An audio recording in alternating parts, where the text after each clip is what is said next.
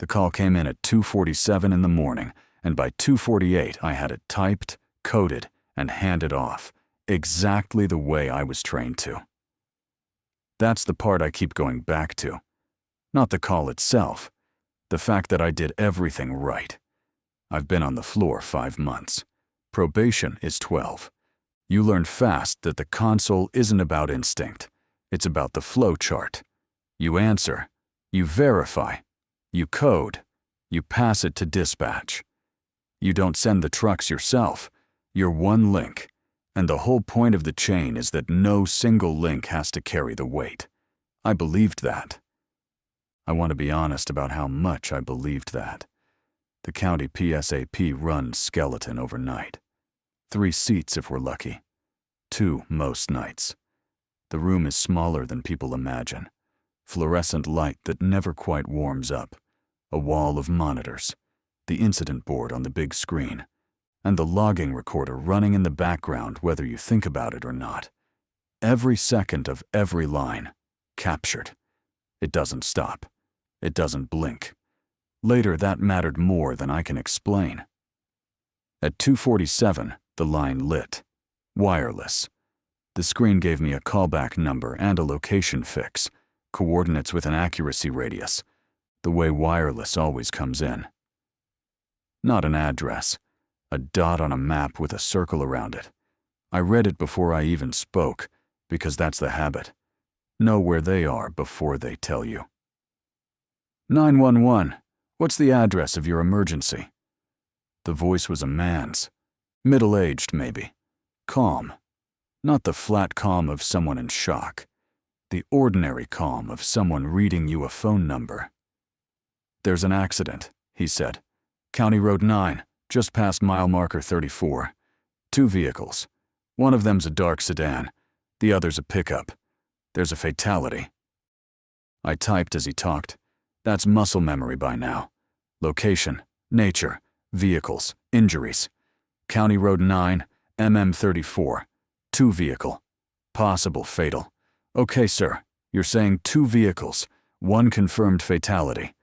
Are you at the scene right now? A pause. Not a long one. Yes, he said. Is anyone trapped? Is anyone breathing? The one in the sedan isn't. I asked for his callback in case we dropped. He gave me the same number already showing on my screen. I asked him to stay on the line.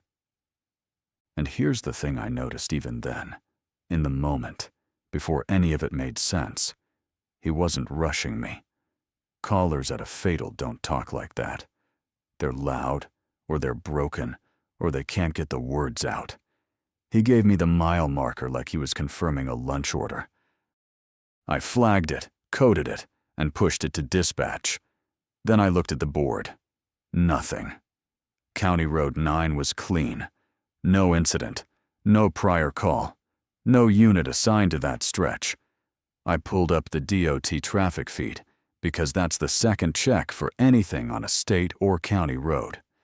The DOT cameras and sensors don't run every mile out there, but the feed logs reported incidents and flow anomalies, and it cross-references with our CAD.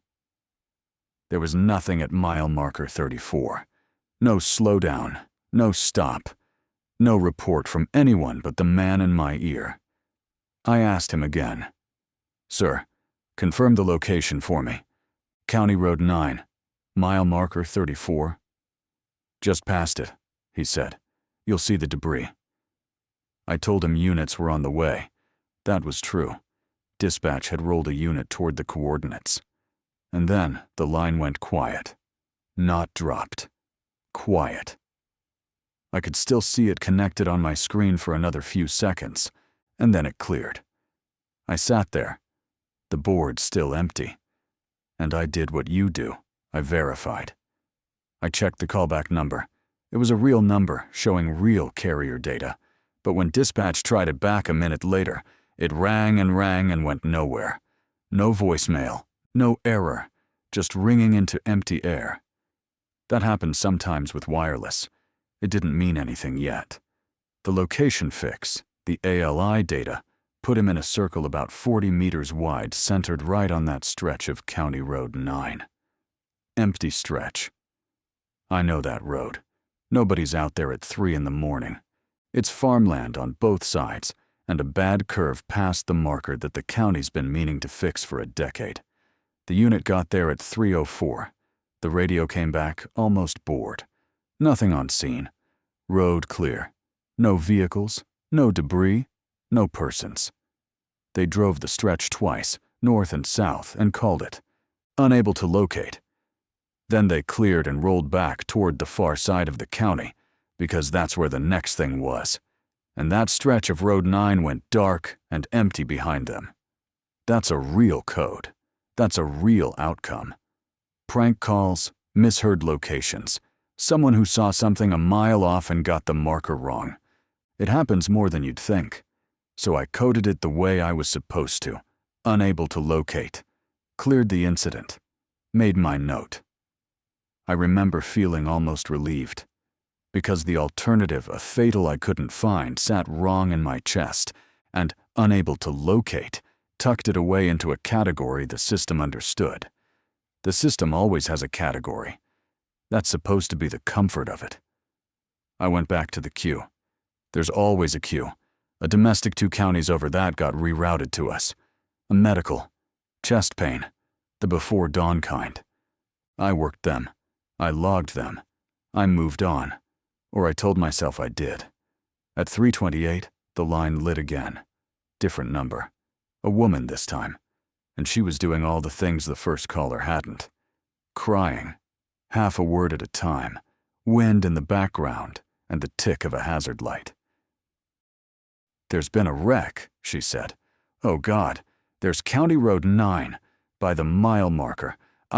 There's a truck and a car. The car is," I was already typing, "County Road 9. And my hand stopped, because I'd typed those words 40 minutes ago. I asked her the questions anyway. You don't stop being a call taker because your stomach drops. 2 vehicles, a dark sedan, a pickup. And the sedan, she couldn't finish it, but she didn't have to. I already had it in a cleared incident from 247. The unit that had driven that stretch twice and found nothing had to come all the way back. They were on scene in 9 minutes, and the radio came back, and this time it wasn't bored. Confirmed 2 vehicle. Confirmed 1 fatality. Dark sedan. Pickup truck. At the curve just past mile marker 34. I want to describe exactly what I did next, because it's the only thing I had. I opened the logging recorder and I pulled the 247 call. I played it back at my seat while the second incident was still live on the board. The man's voice, steady, giving me the mile marker. 2 vehicles. Dark sedan. Pickup. 1 fatality. The one in the sedan isn't breathing. Every detail. 41 minutes before the woman called it in. Before it was on any board, any feed, any radio.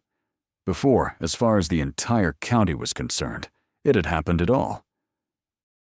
I checked the timestamp on the recording. 2:47:11. I checked the CAD event number they run in sequence, and the 247 incident had a lower number than the 328 one. Because it was created first. The clock on the console is synced. It doesn't drift. I checked it twice. Then I checked it a 3rd time, because that's what you do. You verify. Even when verifying is the thing that's scaring you. Here's the question I couldn't put down, the one that sat with me the rest of that shift and every shift after. A man called in an accident that hadn't happened yet, and he was right about all of it. And the only proof it existed was sitting on a recorder that never stops running. So what do you do with a call like that? Where in the flow chart does it go? I didn't have an answer. The system did. The system had already given me one, unable to locate. The 328 call took until morning to clear. I worked the rest of the shift because the work doesn't stop. But every empty minute, I went back to the 247 recording, over and over. The man's voice, calm, the mile marker, Dark sedan. Pickup. The one in the sedan isn't breathing. I couldn't sleep when I got home. I lay there with the curtains pulled, setting the 2 timestamps side by side in my head. 2:47:11, 3:28, 41 minutes. I did the math 3 times. 41 minutes before it happened, a man told me about an accident that hadn't happened yet. The next night I got to the floor early, told myself it was routine. Really, I wanted to hear the recording again, not in daylight, but in that same room, that same light, where it first happened. Like the place would tell me something else. It didn't. A recording stays the same. That's the whole point of a recording. I thought that was the end of it. One strange thing on one night, with an explanation I just hadn't thought of yet. Coincidence. A misheard location. Maybe somebody made a prank call earlier, and then there really was a wreck at that same bad curve. The one the county's been meaning to fix for 10 years. Wrecks happen at bad curves. That's the logic. I held on to that logic for exactly 4 nights. On the 4th night, at 1:52 in the morning, the line lit up. Wireless again. Callback number on the screen. A location fix. Coordinates with a circle around them. I read it before I spoke. Habit. A man's voice. But not the first one. This one was younger, and the voice was calm. That same ordinary calm as before, like he was reading me an address off a page. "There's a man down outside a factory," he said. "The old packaging plant on Millbrook Road, by the loading bay. Head injury. He's not moving." I was typing. Millbrook Road. Old packaging plant. Head injury. Unconscious. "Sir, are you with the man right now?" A pause. A short one. "Yes," he said. "Is he breathing?" "Right now he is," he said. "Right now." The word stopped my hands. I asked what happened, how he fell, whether anyone else was around. He said the man fell from a height. I asked how high. He said, "That depends on where he falls from." I didn't understand that then. I understood it later. I told him to stay on the line, told him units were coming. And then, like the first time, the line went quiet. Not dropped. Quiet. Connected for a few seconds. Then cleared. And I looked at the board. And I already knew what I'd see. Nothing. No incident on Millbrook Road. No prior call. That plant's been closed 3 years. Nobody should be out there at 2 in the morning. But this time I wasn't alone in my own head, the way I'd been the first night. This time I had a pattern. A calm voice. A right now that pointed at the future. A place where no one should be. And most of all, I had a lead time one I could actually measure this time, if the thing turned out to be real. So I did something I hadn't done the first night. I leaned over to the woman on the dispatch seat. Her name's Rayner. 20 years in that chair. And I said, "Send a unit to the plant on Millbrook Road. Now. Man down call."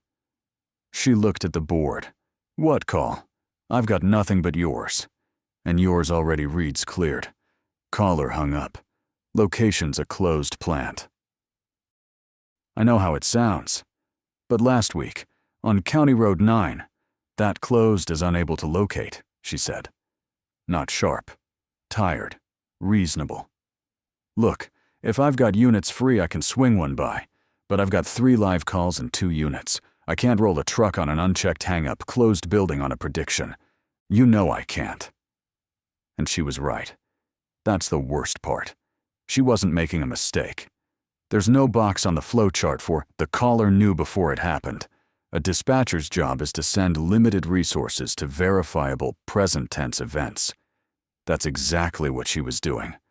The system was working the way it's supposed to, and that's what tied my hands.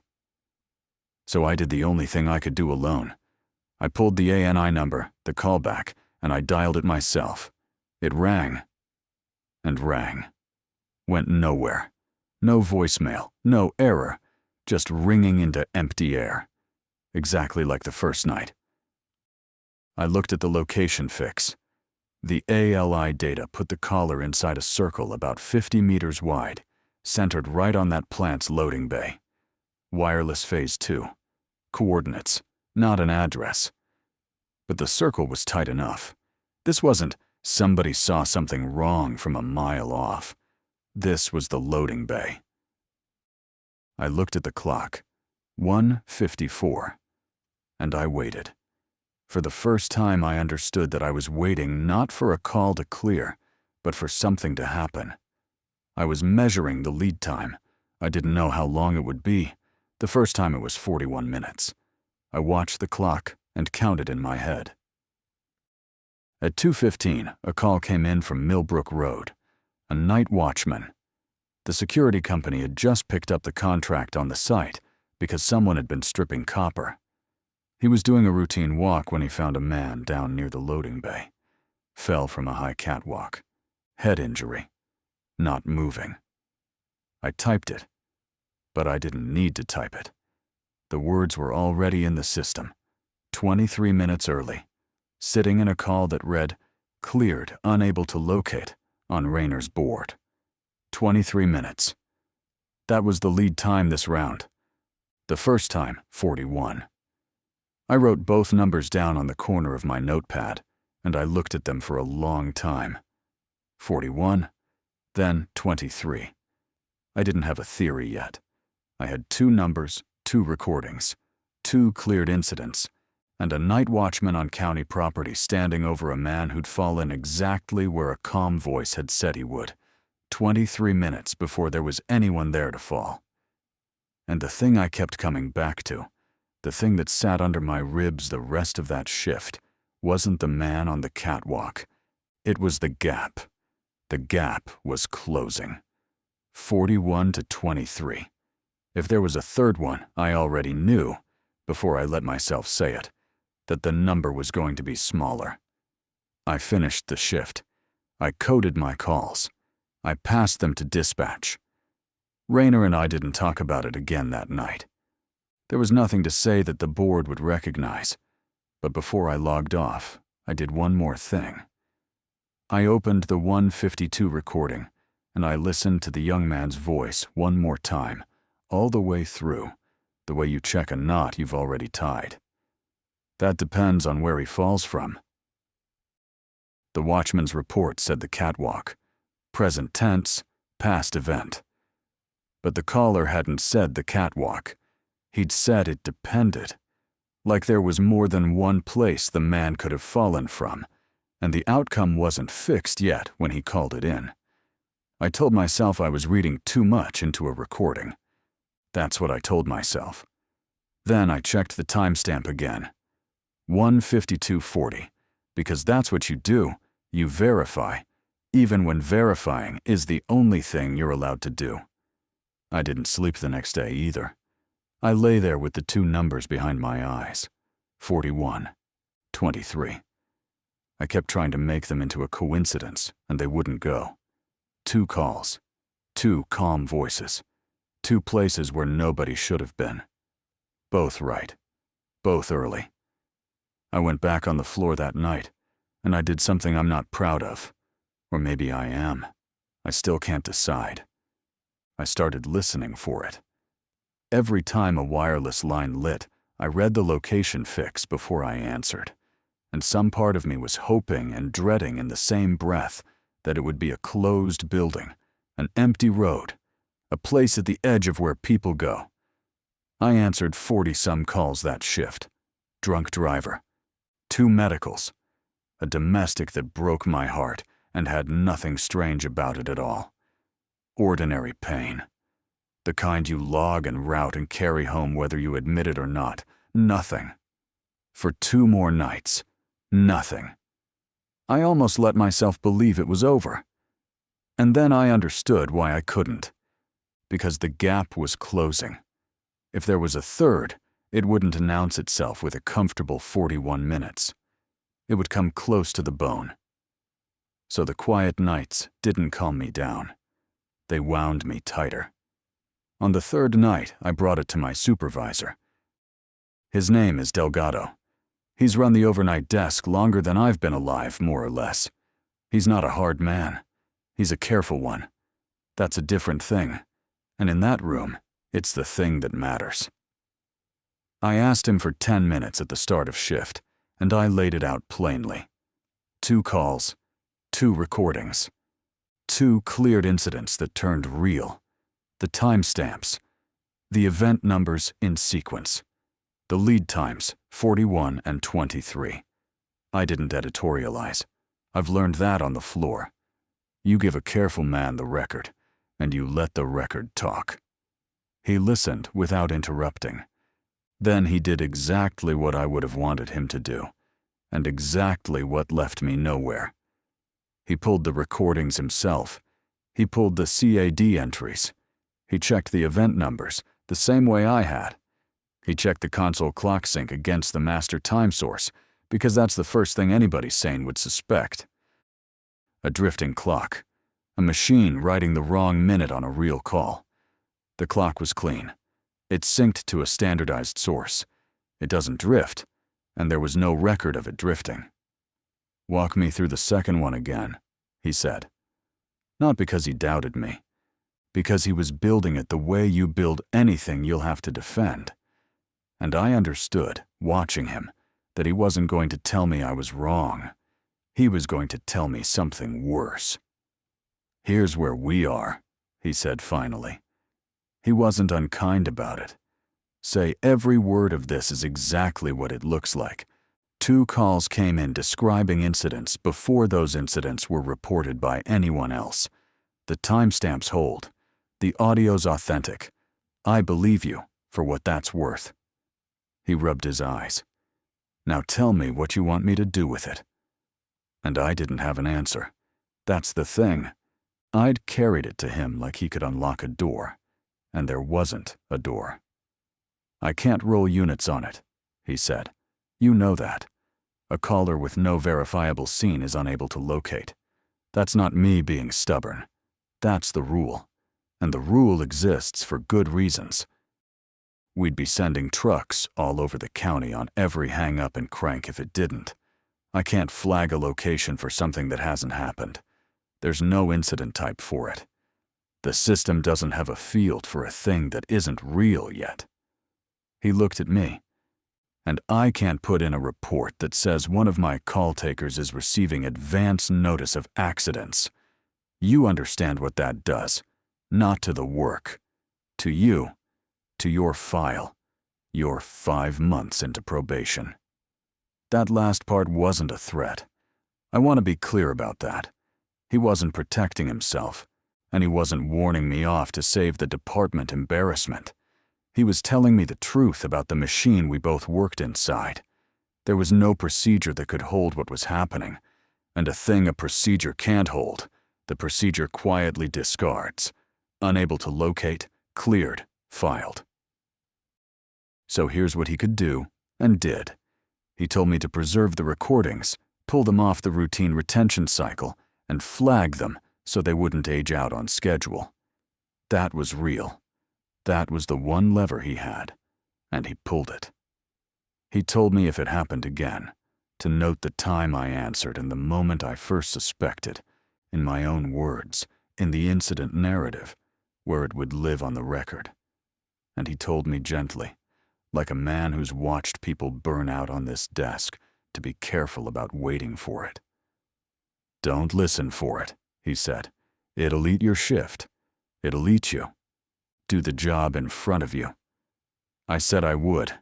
I meant it when I said it. That night, the third one came at 3:41 in the morning, wireless. I read the fix before I answered. A residential address this time, not a closed building, not an empty road. A house on Fenwick, in a stretch of older homes near the river. And that broke the pattern I'd built in my head, the one where these things only happened in the empty places. It rattled me more than the empty places ever had. A woman's voice. Calm. That same terrible, ordinary calm, like she was confirming an appointment. "There's a fire," she said. "The house on Fenwick, the gray one with the porch. There's a woman inside, upstairs. She won't get out in time. I was typing. Fenwick. Structure fire. Person inside, upstairs, unable to evacuate. And I asked the question before I could stop myself. The question that wasn't on any card. Ma'am, when you say she won't get out, is the fire happening right now? A pause. Short. It's starting, she said. It's starting. Not present. Not past. The exact seam between. 41 minutes. Then 23. And now a voice telling me a thing was starting, which meant the window this time wasn't measured in the tens of minutes anymore. I looked at the clock. 3:41. And I did the arithmetic I'd been dreading for a week. 41, 23. The gap between those was 18. If it held, if the shrink was steady, I had 11 minutes. Maybe less. I didn't wait this time. I called out to Delgado across the room, and I said the words we'd agreed on, the ones that meant this is one of them. He came over fast. He read my screen. He read the location fix, the tight little circle sitting right on top of a real house with a real address, a house where a real person was almost certainly asleep right now, upstairs on an ordinary night. And this is the part I need to say carefully, because it's the hinge the whole thing turns on. This time it wasn't an empty road or a dead factory. This time it was a house you could send a truck to. This time the unable to locate didn't fit because we could locate it. It was right there. Fenwick Street, the gray one with the porch, which meant, for the first time, the system had a door. And we were standing in front of it with 11 minutes on the clock, and I watched Delgado do the math I'd already done, and I watched him understand that we could act, and that acting meant rolling fire to a house that wasn't burning, on the word of a caller who'd already hung up, based on a pattern that existed nowhere but in 2 flagged recordings and the corner of my notepad. He put his hand on the back of my chair. He looked at the clock. 3:42 now. And he made the decision that I've thought about every single shift since. The one that was correct and careful, and the worst thing I've ever watched a careful man do. Do it, Delgado said. Roll it. I want to be honest about the relief that went through me when he said it, because it didn't last, and I don't think I have any right to it in hindsight. But in the moment, it felt like a door opening. For a week, I'd been standing in front of events I couldn't touch, holding a record nobody could act on. And now a man with the authority to act had said the word. Roll it. Rayner rolled it. She toned out the station nearest Fenwick. Structure fire. Person reported inside. And she did it clean and fast the way 20 years teaches you. And here's the thing about that transmission. The thing I didn't have time to feel until later. The moment she keyed the radio, the impossible call became a real dispatch. It got an event number. It went into CAD as a live incident. For the first time, one of these things existed on the board while it was still in the future. We had dragged it out of the recorder and into the present, and the present is where trucks go. The engine went en route at 3:43. Delgado stood behind me with his eyes on the clock, and I sat with my headset still on, listening to the channel, doing the arithmetic. 41, 23. If 11 was right, I had until 3:52. At 3:47, the engine reported on scene at the gray house on Fenwick. And the house wasn't burning. I heard it come over the radio, the company officer's voice, flat and a little annoyed, reporting nothing showing. No smoke, no glow, quiet house, dark windows. And my stomach did something I can't describe, because 2 things landed on me at once, and they were pulling in opposite directions. Part of me thought, good, it's not real. It was never real. I imagined a pattern out of 2 bad nights. And part of me thought, colder, it hasn't started yet. The caller said, starting, you're not late. "You're early." Delgado heard it too. He leaned down and said, "Quiet," just to me. "What did she say?" Exact words. "She said it's starting," I told him. "Not that it was on fire. That it's starting." He straightened up. He keyed nothing, said nothing to the crew. Because what would he say?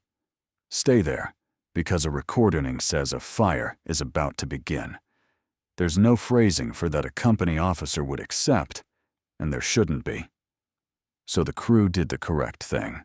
They did a walk around. They checked the exterior. They found a locked, dark, quiet house and no sign of anything. And after a few minutes on scene with nothing showing, the officer advised he was clearing. Unfounded. Good intent. No incident. And I sat there watching the clock read 3:51, and I understood exactly what was about to happen, and there was not one thing in the procedure that let me stop it. Because the crew clears on what they can see. That's the rule, and it's the right rule. You can't hold an engine on scene at a house that isn't burning on the strength of nothing. The officer had done everything correctly.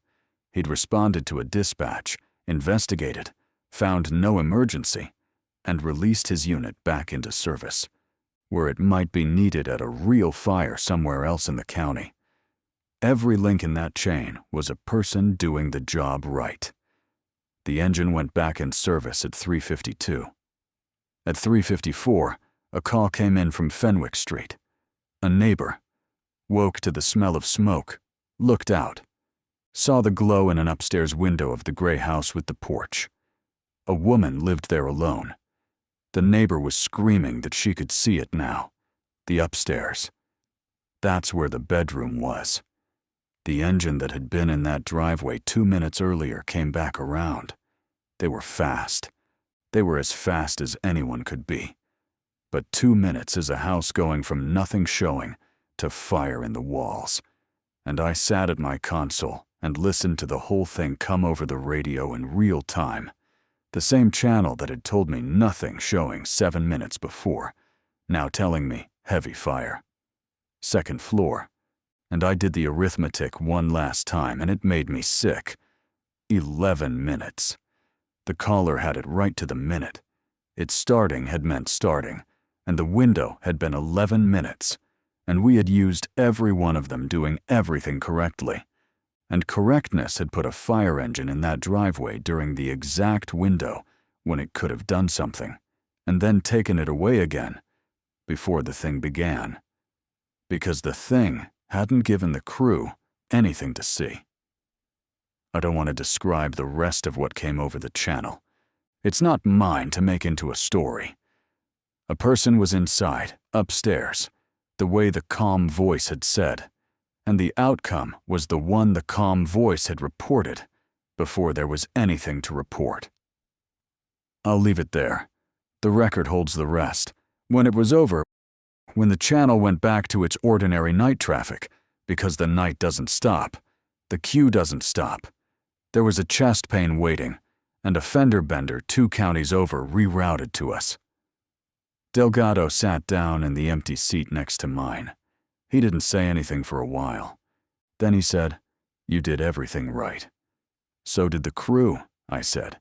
"Yeah." "So did Rayner. So did you." "Yeah," he said again. And that was the whole horror of it, sitting there in that word. Nobody had failed. Every single person in that chain had done the job the way the job is supposed to be done. And a woman had burned in her bedroom on schedule. And the reason we couldn't stop it wasn't that the system broke. It was that the system worked. It responds to what is. It cannot respond to what is starting. Later that shift, Delgado pulled the 341 recording and preserved it with the other 2, off the retention cycle, flagged. He did it himself. It was the one thing the machine let him do, and he did it, and it didn't help anyone. And he did it anyway. Before I logged off, he told me something I've kept. He said, "You measured the gaps. 41, 23, 11. He'd been doing the same math I had. He'd just kept it to himself. the way careful men do. Don't tell me the next one. There might not be a next one, I said. He looked at me. He'd worked that desk for 30 years. He knew what the numbers were doing better than I did. There's always a next one, he said. That's the job. There was a next one. But before it came, I did the thing Delgado told me not to do. I went back through the record, not the field. I never left the console. That's not what I mean. The recorder, the CAD logs, the archived radio traffic. I pulled all 3 incidents and laid them side by side, the way you'd lay out 3 photographs. County Road 9, Millbrook Road, Fenwick Street. 41 minutes, 23:11. 3 calm voices. A man, a younger man, a woman. No 2 the same. 3 callback numbers, all ringing into nothing when you dialed back. I wanted a person. That's what I keep circling. All week I'd been half building a story where there was somebody behind it, somebody who knew, somebody I could eventually find and stop. Because a somebody, however sick, is a thing you can catch. A plan can be interrupted. But 3 voices with no demand, no pattern to who they were, calling in a curve and a catwalk, and a house fire that had nothing to do with each other except the shape of the thing that wasn't a somebody. It was just the recorder catching what came through the line, the way it catches everything. I'd been hoping for a villain, because a villain would have meant it could end. So I did the one thing left to me at the console. I ran the checks a QA reviewer runs, because I needed to know if the problem was me. If it was a call taker cracking on overnights, mishearing, writing false narratives into the record, that would almost have been a relief. I flagged all 3 for review myself, and asked Delgado to have someone else pull the raw audio. Confirm the timestamps against the master clock. Confirm the event numbers ran in true sequence.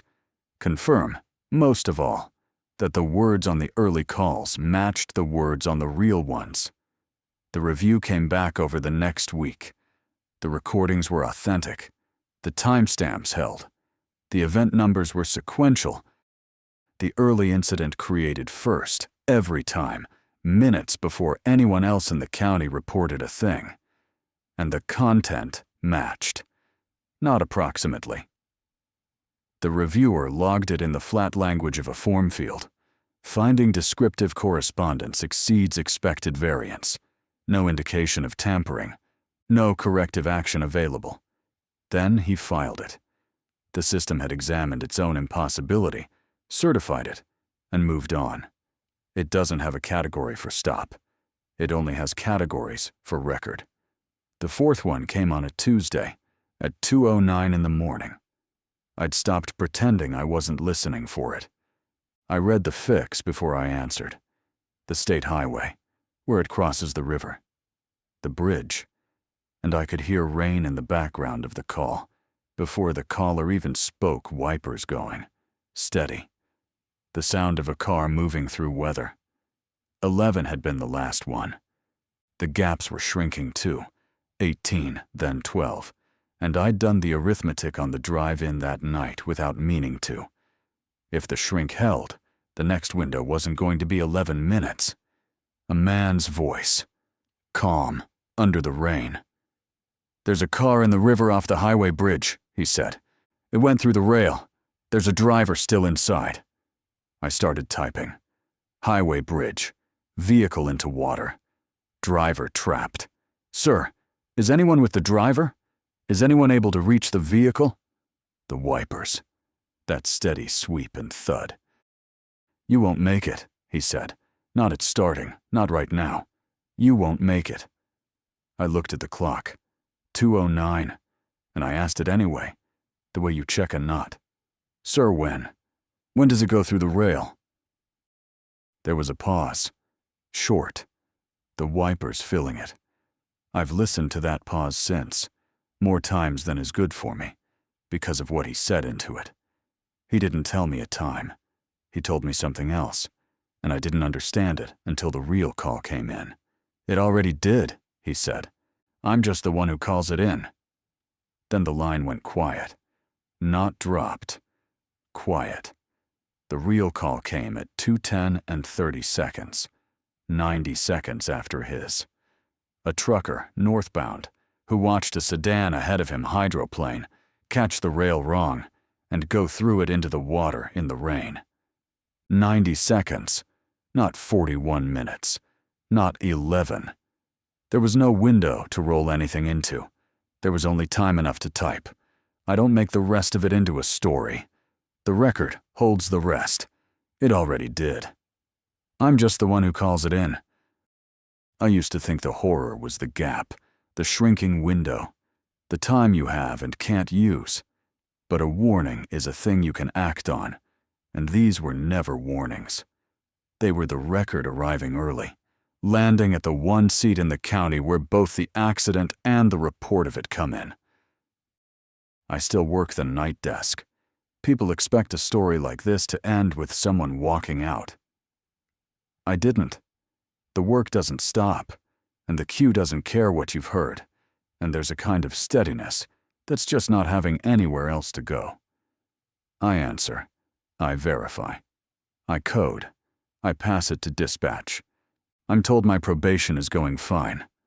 The 4 recordings are still preserved, off the retention cycle, flagged. Delgado made sure of it before he retired last month. He said the flag would hold as long as the system holds longer than either of us. The record keeps everything. That's the whole point of the record. I don't know when the next one comes. I know the gap is still closing. I don't let myself finish the sequence. It's 3:11 in the morning. The room is the same as always. Fluorescent light that never quite warms. The incident board. Quiet. And behind all of it, the low hum you stop hearing after a while, the logging recorder, running, catching every second of every line whether anyone's on it or not. My screen is clear. Then a wireless line lights up, and before I answer, before I say a word, I read the location fix.